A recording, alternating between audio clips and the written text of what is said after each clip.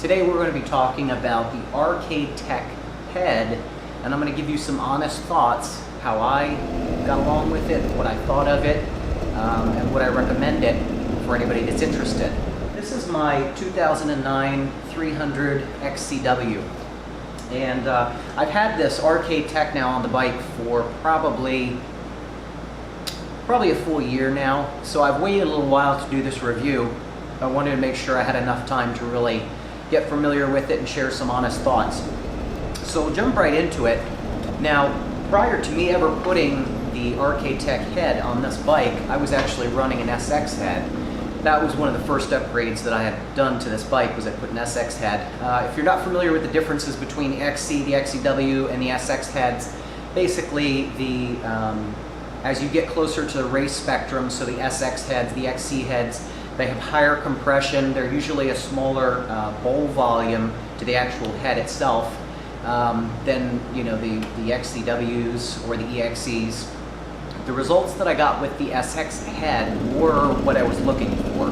I did increase my compression from about 180 psi to probably just under 200 psi by just adding the SX head to this engine. But I didn't stop there.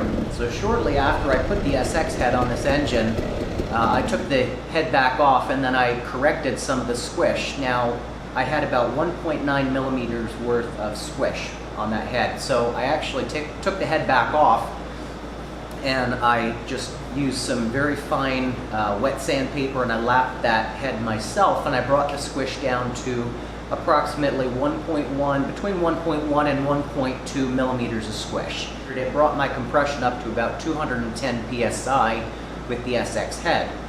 Now, the benefits of doing this for me was tremendous. What it did was it gave this engine a lot more low-end torque. I hesitated for a while because these heads are not cheap. I mean, I think I paid about $350 for this head, maybe a little bit less than that, maybe $340, but I know it was substantial, which is why I didn't do it for quite some time.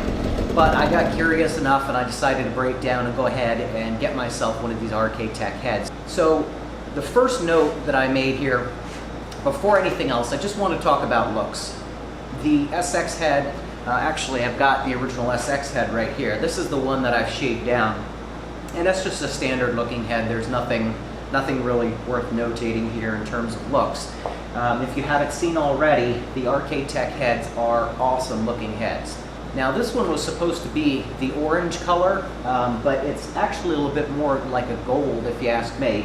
But it is a really great looking head. So in terms of looks, the Rk Tek head absolutely takes that category hands down as the winner. It's a great looking head. Next, I want to talk about some of the specs. Now, I mentioned the SX head here. As I received it from factory, this had approximately 1.9 millimeters of squish. And as I mentioned earlier, maybe about 195 psi. But the way that I received mine from Rk Tek had a squish of just under 1 millimeter, so it was 0.9 millimeters. Now, the compression reading that I took at sea level when I received this head is about 205 psi. Now, the SX head, after I made the modifications to this, I brought the compression to 210 psi on the SX head. And that was a combination of me taking out a little bit of material from the bowl here and also reducing the squish clearance. Because if you run much more than about 210 psi, then you're probably going to run into issues with detonation. 210, 215 psi would really be the maximum that I would be running with like a 93 pump octane. If you're running race fuel, you can certainly up that compression. You're not going to have those detonation issues. But for me, on standard pump gas, I like to keep my pressure to about 210, and I've not had any issues with pinging or detonation on this engine at sea level with that type of pressure. Now, I want to talk about the power and the performance gains between the SX head and the Rk Tek head. Both are going to be improvements over the XC and the XCW head. The main improvement with the Rk Tek over the SX head was really mid-range to top-end power. Now, after I modified my SX head and I brought that pressure up to 210 psi, I actually feel that the low end is stronger with the SX head than it is on the Rk Tek head. And that's probably not a reflection of the design of the head, but it probably has more to do with the fact that the Rk Tek is running about 5 to 7 psi lower than my corrected SX head here. So you can't really expect the two to perform exactly the same if they're running under different pressures. In terms of the mid-range, now this is the one that really gets interesting here. The SX head does have a little bit stronger mid-range and top end than the XC head or the XCW head. However, the Rk Tek head, this is where I notice the biggest benefits from this head coming into play. But I'll tell you, this Rk Tek head absolutely blew away my expectations. The best way that I can describe it, the mid-range is so strong with this head on the 300 that it was almost difficult for me to keep the front wheel down on the bike. I ride in Florida where there's a lot of deep sand, so that power, that extra power in the mid-range is really pretty welcomed here. But if you ride like, medium soil to any type of hard pack, you're probably going to have a very difficult time actually controlling the bike. That's how strong the mid-range boost is for this Rk Tek head. I feel like I've gained somewhere between 400 to 700 additional RPM on the top end out of the Rk Tek head. So that's phenomenal, especially if you're riding a two-stroke. In terms of jetting, the way that this bike is set up, and this is jetted very well for sea level, which I'll get into a little bit more in a future video. I won't cover the jetting of this bike today, but what I will say is that, because the question I get asked often is, do I have to change my jetting once I've switched over to the Rk Tek head? You don't have to. The bike ran just fine going from my SX head over to the Rk Tek head, but I will say that I did notice some additional benefits coming out and even a stronger power band once I did dial in the jetting for the Rk Tek head specifically.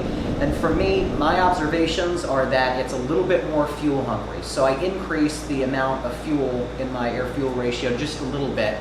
Now last, I want to talk about who this Rk Tek head is actually designed for, who would benefit from it the most. If maybe you're on the fence, you're not sure if you want to go with an SX, or maybe you have the SX, you're not sure if you want to commit to the 2 to 3 times the cost to purchase one of these Rk Tek heads. I will say that I feel that cost for this head is absolutely worth it.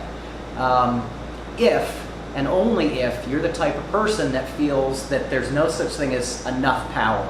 If you're the type of person that likes to run the red springs and you just feel like there's never too much power, then I think the Rk Tek head is going to fit what you're looking for and it's going to benefit you tremendously.